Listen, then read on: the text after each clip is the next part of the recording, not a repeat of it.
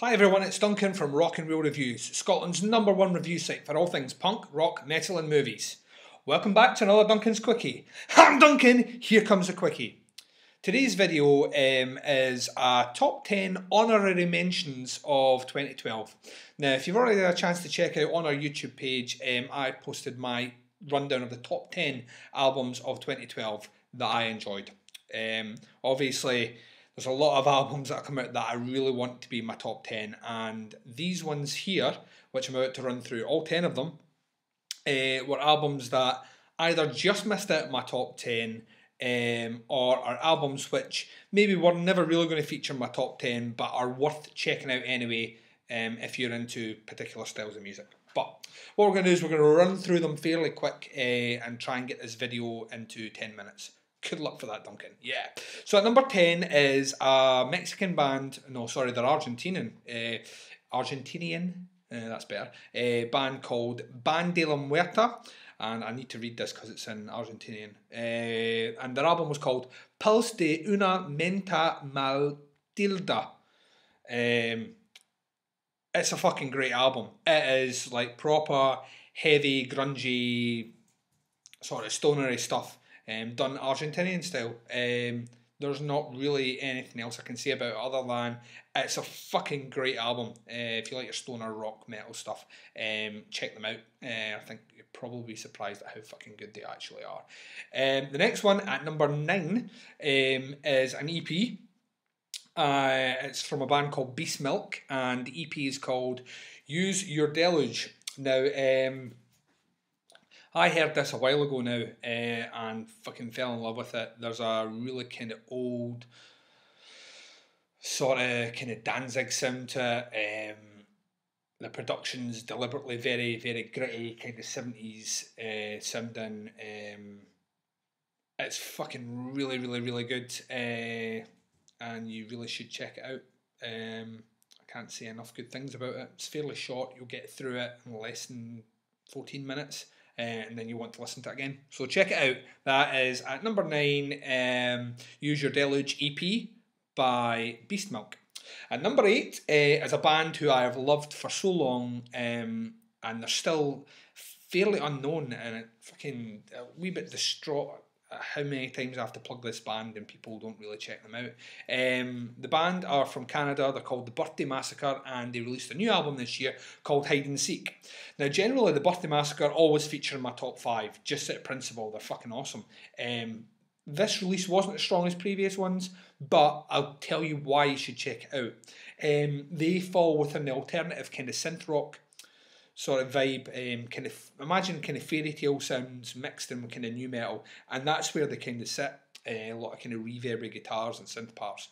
This album I felt relied too much on its synths this time. That's not a weakness, to say the least, but I don't know, some of the aggression which previous albums had are not on this. Like, for example, Pins and Needles as a fairly aggressive album in sections, and this didn't have any of that. Still an excellent album though, and if you like your kind of synth rock stuff, then the Birthday Massacre Hide and Seek is one you should check out. At number 7 is an album from a band from New York. The band are called Car Bomb, and the album is WWWW. I think I'm pronouncing that right. It's kind of weird the way it's written out, but essentially Car Bomb have fused brutally fucking technical grindcore with punk and hardcore, and they've done it seamlessly and released an album which is so fucking angry. Oh my god, to hear this, it is like a car bomb's going off in your head, but in a good way. You know what I mean? A car bomb you wouldn't mind. I don't know if there's such a thing, but you should check it out. That's at number 7, Car Bomb with their album WWWW. And number 6 is another EP. It came out right at the start of the year. The frontman for this you may know as Chino Marino, and he is the frontman with Deftones. He has a side project with a guy called Sean Lopez, and it's called Crosses, and they released their second EP, which is essentially Two Crosses as its title, this year, and it's a fucking stunner. Once again, just didn't make my top 10, but wasn't far off it. Basically, Imagine kind of chill wave stuff, new romantics, and alternative rock all mashed together, and that's essentially what you have. Chino's vocals are fucking brilliant. The electronics on the album are great. The guitar riffs are great. The overall vibe of the album is very laid back, very chilled. It's fucking awesome. Check it out. At number 5 is a Finnish band called For the Imperium, with their self-titled release For the Imperium. Now, let me just tell you right now, there are very few bands, maybe except for the likes of 12 Foot Ninja this year, that fuse so many fucking styles into one album. The difference on this one is that For the Imperium does individual tracks of different styles. So you get everything from kind of glam hair metal through to punk, through to tech metal. There's some influences from bands like Sixth in there. It's just all over the place, but in a fucking really good way. The vocals are, for the most part, great. And in some parts, I've lost my light here. In some parts, they kind of, I don't know, they could be doing with more melody, and sometimes it lacks in that. Bear with me, and I will fix my light. Come on. So yeah, so at some points I feel that he tries to sing and his voice doesn't really carry the same tune that it fucking probably should. And I'm back. But on other tracks it sounds fucking brilliant. So, I don't know why, it's just sometimes it feels like it's a slight fucking semitone out. But for the most part, For the Imperium, with their self-titled release For the Imperium, is one of the albums which really stood out to me this year as being something a wee bit different. At number 4 was a 5-star review from me. Never made my top 10 at the end, probably because of their entire back catalogue, I don't think it's their best album. But the album was called X Lives, and it's from the fantastic Buffalo band Every Time I Die.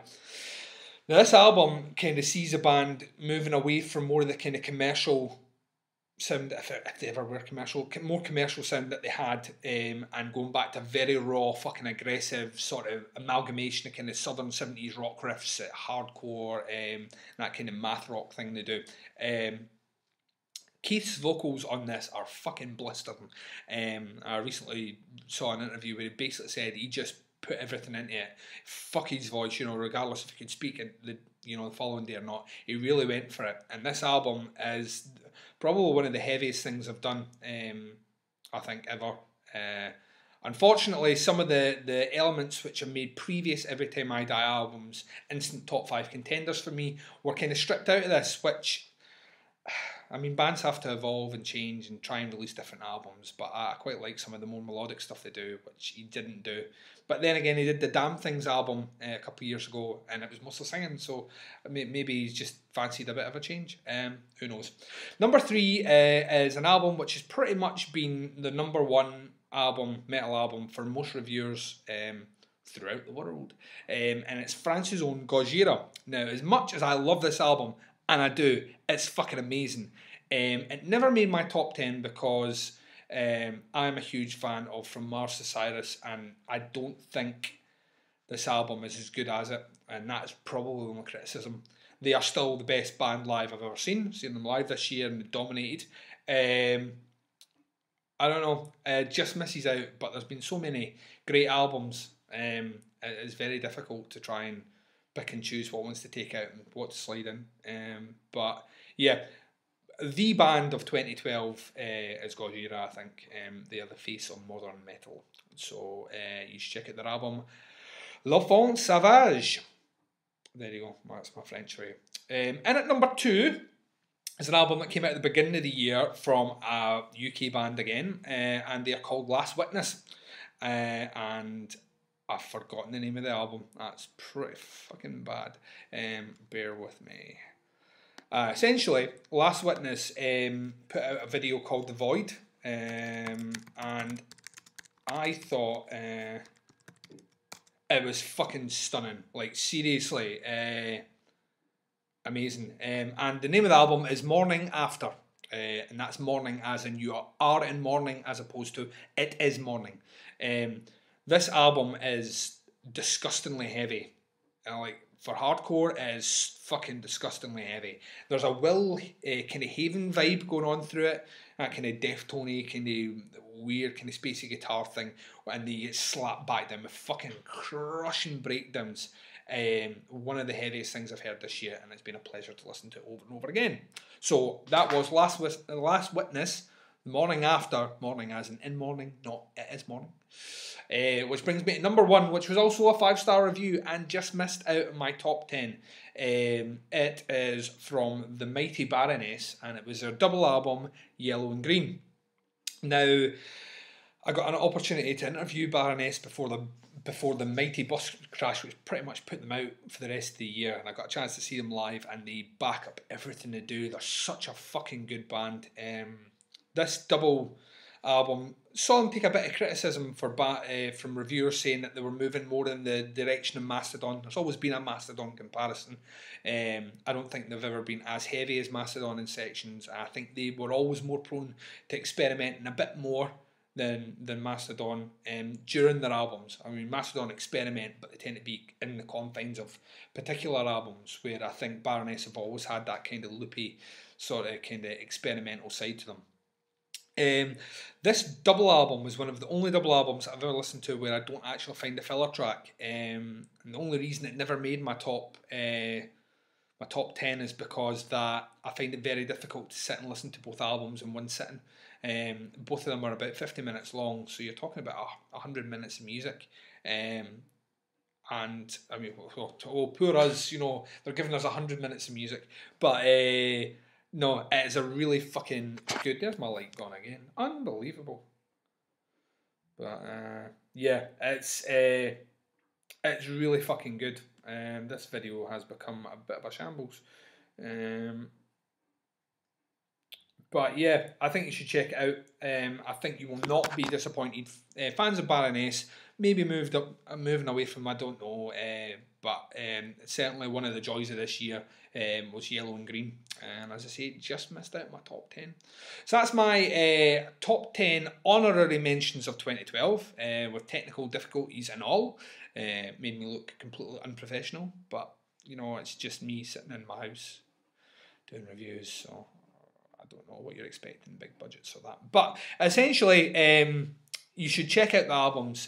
All the links to all the reviews, and I believe every single album has been reviewed by Rock and Real Reviews, will be below. Check them out. Like I said in previous videos, I probably didn't review them all, so check out what the other guys thought of them. There may be amazing likes of them. There may be other ones that didn't like them as much as I am making them out to be. But ultimately, it's up to you. All of them have videos on the reviews, so you can check out the videos as well and see what you think. But yeah, this is my last kind of video talking about 2012 stuff. The next Quickie will be of a 2013 release. Quite scary to say that, 2013 already. But once again, thank you very much for all the labels and PR companies that have given us material to review this year. We look forward to getting more material in 2013 and bringing the reviews direct to you. For all kind of updates on all the reviews for the latest stuff released in the worlds of punk, rock, metal and movies, check out rockandrealreviews.com. And until I see you in the next Quickie, I hope you're all well. Basically, I can't say anything else. I've already wish you a happy Christmas. So, I'll catch you later on, fuckers. Ha ha ha! Yoink!